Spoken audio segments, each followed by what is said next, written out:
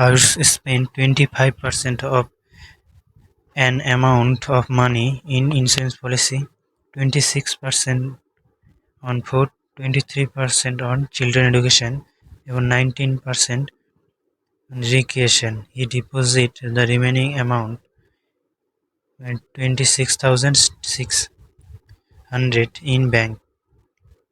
What is the total amount that he spent on food and creation? মানে food এবং রিক্রিয়েশনে সে কত খরচ করেছে আমাদের সেটা বের করতে হবে।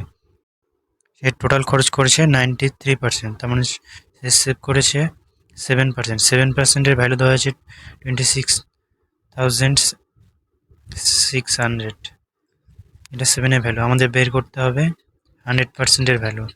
7 দিয়ে কাটবো, 3800, তবে 38 এটা গুণ করে দেবো, 4টা জিরো হবে, তবে এটা হলো 100%-এর ভ্যালু। আমাদের কি বের করতে বলেছে? ফুড অ্যান্ড রিক্রিয়েশন একসঙ্গে, মানে 45%-এর ভ্যালু।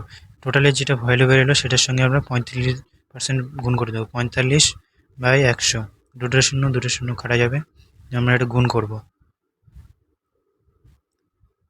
00889, আবার 00227, এবার এটা যোগ করে দেবো, 00017 1।